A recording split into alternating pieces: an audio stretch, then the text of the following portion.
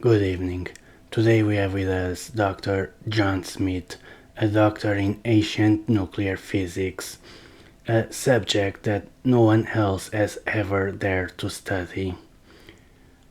Welcome, Dr. Smith. It's an honor to have you with us. My pleasure. You have studied ancient nuclear physics. That is such a niche field. What brought you to this subject? Since I was a kid, I had a fascination for the ancient world and nuclear physics. I used to spend hours watching the ancient civilization documentaries at the History Channel and science documentaries in the Discovery Channel. Those are great sources of information. It was when I was zapping between these two channels that I saw it, and this thought crossed my mind. Did the ancient Greeks knew about nuclear physics? Whoa, what is that you saw that made you think that? You see, I was watching the Discovery Channel. It was this documentary about nuclear physics, where they were talking about radiation. And you see, in radiation physics, there are these particles called alpha, beta, gamma, right? Right. And when I changed to the History Channel, they were having this ancient Greek documentary, and I realized that in ancient Greece they already used the same symbols as the ones for the radiation particles. Where were those symbols? These symbols appeared in surviving pottery and stone slabs. There is a lot of evidence of this. Whoa, it's amazing how no one else noticed it before. Yes, sometimes we really cannot see the evidence that is right in front of us. True. Another piece of evidence is the name for the alphabet. Really? Yes, obviously the person in charge of giving the group of letters its name was a big fan of radiation physics. That is why they named it after the particles alpha and beta. Whoa, that is really hard not to see. I mean, when you say it out loud, it sounds so obvious. I know. Like, of course, the person will have to really be into radiation physics. Why else give the alphabet that name? And more interestingly is that ancient Greeks might have been ahead of our current technology. Really? Oh, so? Well, when we look into ancient Greek slabs, we see alpha, beta, gamma, the radiation particles types we already know. Yeah? But we also see many other ancient symbols that we don't know yet. There are about 24 in total, of which we only know the meaning of 3. Do you have any idea about what the other 21 symbols might mean? That's the thing, we don't actually know yet, at least not for sure, but my studies seem to indicate that there were some sort of different radiation types. How so? If the first 3 are radiation types, there is no reason to believe the remaining 21 are something different.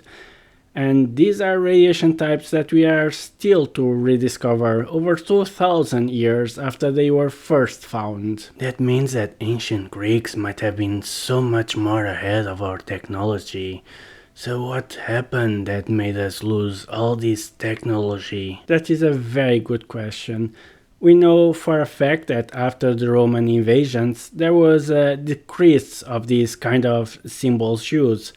So the theory is that after the Roman invasions, most of the knowledge was lost and what remained was moved underground.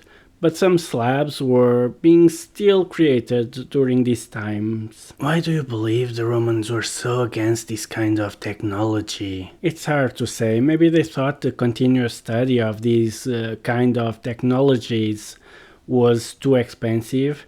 Maybe it was against their political or even religious beliefs, as the powers that be could find this kind of knowledge as an affront to their own power. Yeah? But there is also the Vesuvius and Etna eruptions. How are they connected? Those eruptions were really big, which led me to think, did they build some kind of nuclear reactor inside those mountains that went critical, which led to those eruptions? Whoa. Then that would explain how they got so afraid that more eruptions like that could happen that they decided to terminate any further research on nuclear physics and eliminate any mention of it. It is such a shame that all of this knowledge was lost with the Romans. Well, maybe not all of it. After the Roman authorities tried to completely eliminate any mention of this technology, some of the people working on it survived and went underground, but underground this technology kept developing into the Middle Ages. Whoa, really? How can that be? You see, when we look into medieval illustrations, we commonly see mushrooms. Mushrooms? Yes, we believe they might be a representation of a mushroom cloud, like the ones that appear when a nuclear bomb explodes. Whoa, do you believe that there were nuclear detonations during the medieval period? So far, the evidence is not conclusive, but it's possible that during the medieval times, underground nuclear physicists theorized how to build a bomb. They had the knowledge to build a nuclear bomb? Sure, but due to being an underground sector, they weren't able to obtain the necessary resources to build the bomb itself. But wanting to show for prosperity that they knew how to build one, they added the mushrooms. Whoa, it's fascinating how advanced they were, but then what happened between these Middle Ages and the modern times when we rediscover nuclear physics? Well, what might have happened is hard to be sure. As I have mentioned before, the powers that be during the Roman era had decided to eliminate all mentions of this technology, and a few small sects went underground. But the efforts of the powers that be to completely eliminate it didn't stop with the Roman era. They kept looking for the underground sects and eliminating them one by one. But didn't the powers that be during the Roman era disappear with the fall of the Roman Empire? Well, you think so, but in reality they just shifted from the Roman authorities to the new religious authorities. Really? Another evidence for this constant hunt for the complete elimination of nuclear physics are the witch hunts. How so? They would have used the pretext of witch hunting to eliminate members of this sect.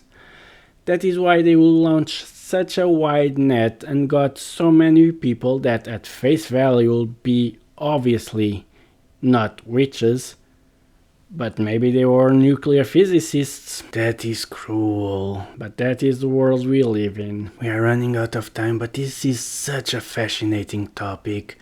And there is still so much stuff to talk that I would like to stay for a bit longer. Maybe we can turn this into a 2-part episode. Of course. And thank you for watching the first part. We'll get the second part next week. We hope you have enjoyed the show. If so, please remember to share, like and subscribe.